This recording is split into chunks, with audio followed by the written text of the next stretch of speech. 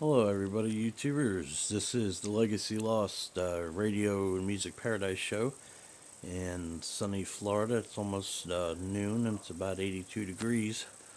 It was really cool 2 days ago, and then it's jumped up again. So it's wacky weather, and they're getting a lot of snow back home on Long Island, New York.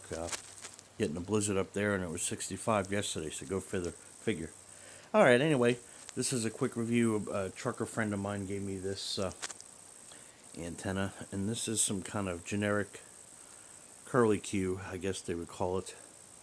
This is made for CB, but I'm going to be probably making this a 10 meter antenna for tuned to 28.4 in the middle of the amateur radio 10 meter band for sideband. And this has a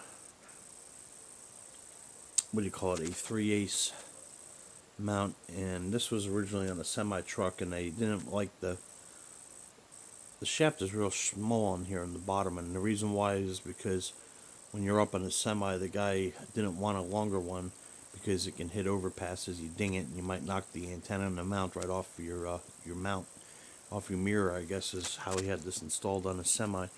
But I got to tune this thing. I got to get a good antenna analyzer and tune this down. It's going to need to be trimmed, I'm sure. Probably a couple inches for 28.4, the sideband portion of. That way, it's good. It'll be nice. And I believe how these work, but I'm not. Maybe I'm wrong. Is this is some kind of coil? It shortens the antenna naturally, but I'm not sure if the signal can transmit, goes through this wire too, and maybe it makes a helical type of signal, like non-polarized, like a helical polarization when it transmits.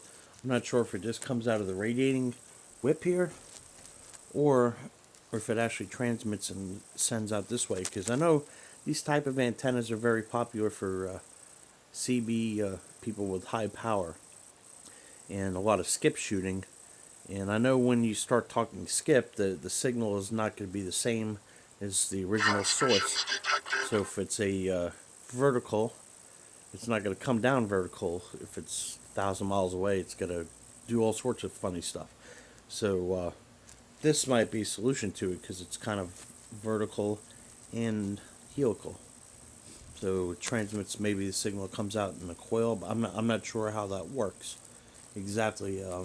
I would assume maybe it does. I read different things on it, and one says one thing, and one says another. But I'm not sure exactly what this model is. I've found a company that sells something just like this on. There's a truck stop. It's like a truck stop type of antenna, and it's not a.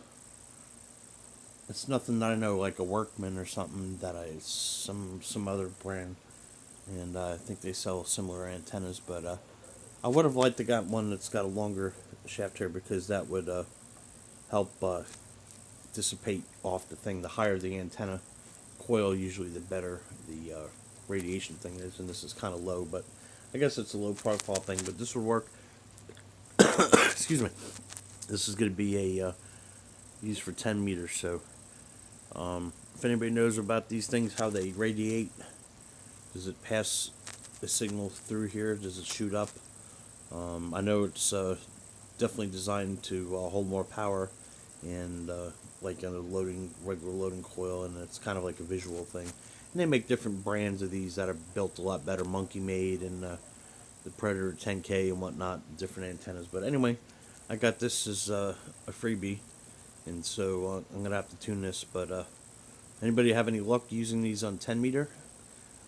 That's what I'm gonna probably use this for, just so I don't have to cut any other antennas. I have a couple CB antennas, and I don't want to trim them just for a specific thing. But yet I can use this, and it'll be specifically for that. And it's only 200 kilohertz wide, so it's not too big of a swing one way or another. Okay, peace. 73.